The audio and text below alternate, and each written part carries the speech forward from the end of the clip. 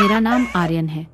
मैं 19 साल का हूँ और ये कहानी मैं किसी को डराने के लिए नहीं बल्कि सच बताने के लिए सुना रहा हूँ। अगर तुम ये सोचते हो कि भूत प्रेत सिर्फ कहानियों में होते हैं तो काश तुम मेरी जगह होते। सब कुछ शुरू हुआ लगभग 3 महीने पहले। मेरी छोटी बहन अनन्या, जो हमेशा हंसती रहती थी, घर की सबसे चुलबुली लड़की, अचानक बदलने लगी। पहले तो हमें लगा कि ये बस उसका मूड स्विंग है, शायद कॉलेज का प्रेशर होगा, लेकिन धीरे धीरे उसकी हरकतें इतनी अजीब हो गईं कि मुझे डर लगने लगा। पहला बदलाव। एक रात मैं अपने कमरे में पढ़ाई कर रहा था। घड़ी में 2:17 बजे थे। अचानक मुझे नीचे से किसी के चलने की आवाज़ आई। टक टक टक। पहले तो मैंने सोचा मम्मी होंगी, लेकिन फिर याद आया मम्मी पापा दोनों सो चुके थे। मैं धीरे धीरे सीढ़ियों से नीचे गया और जो मैंने देखा वो आज तक नहीं भूल पाया।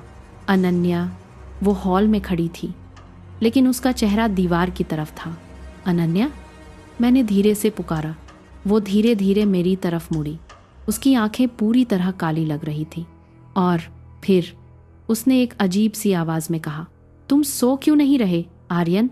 उसकी आवाज़ उसकी नहीं थी। मैं डर गया। मैंने कहा, तू ठीक है ना? वो अचानक हंसने लगी, एक बहुत ही ठंडी अजीब हंसी। फिर बिना कुछ बोले वो वापस अपने कमरे में चली गई। कोई यकीन नहीं करता। अगली सुबह मैंने ये सब मम्मी पापा को बताया। पापा हंस पड़े। रात में ज़्यादा हॉरर वीडियो मत देखा कर, मम्मी ने कहा। शायद अनन्या नींद में चल रही होगी, लेकिन मुझे पता था ये कुछ और था। दूसरा संकेत। कुछ दिनों बाद मैंने देखा कि अनन्या अब आईने के सामने घंटों खड़ी रहती थी। वो खुद से बात करती थी, लेकिन आवाज़ 2 लोगों की लगती थी, एक उसकी और एक कोई और। एक दिन मैंने उसके कमरे का दरवाज़ा थोड़ा सा खोला। वो आईने में खुद को देखकर बोल रही थी, अब वो धीरे धीरे समझ रहा है, हमें जल्दी करना होगा। मैं डर गया। मैंने दरवाज़ा पूरा खोला। अनन्या, तू किससे बात कर रही है? वो एकदम शांत हो गई और फिर मेरी तरफ देखकर मुस्कुराई। तुम्हें क्या लगता है? उसकी आंखों में कुछ था, कुछ ऐसा जो इंसानी नहीं था। रात की आवाज़ें। अब हर रात मुझे अजीब आवाज़ें सुनाई देने लगी। कभी किसी के रोने की, कभी हंसने की, कभी दीवारों पर खरोंचने की। एक रात मैंने हिम्मत करके अनन्या के कमरे के बाहर खड़े होकर सुना। अंदर से आवाज़ आ रही थी, उसे मत बताओ, वो हमें रोक देगा। और फिर अनन्या की आवाज़, लेकिन वो मेरा भाई है।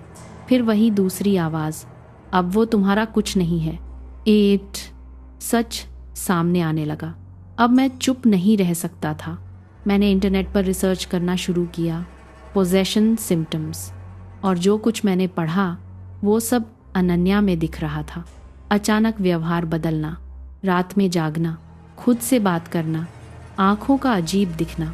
मैंने पापा से फिर बात की। पापा, ये मजाक नहीं है, अनन्या पर कुछ है। पापा गुस्सा हो गए।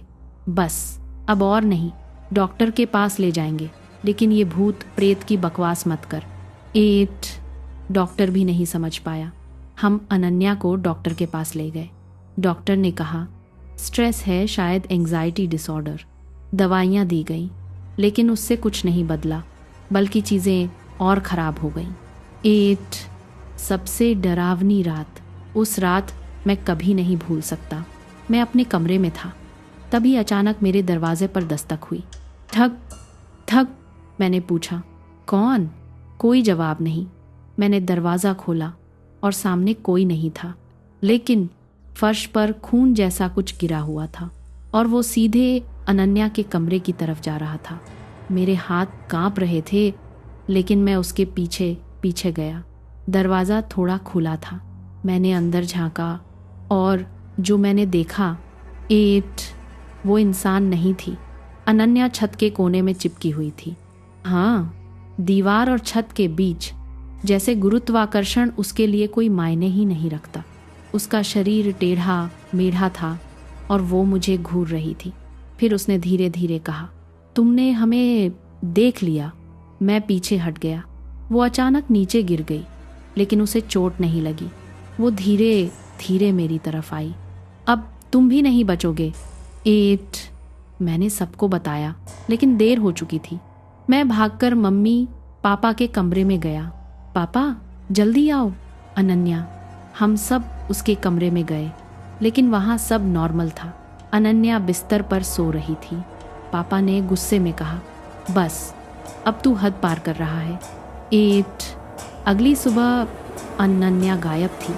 उसका कमरा खाली था, खिड़की खुली हुई थी और दीवार पर एक लाइन लिखी थी, अब वो हमारे साथ है।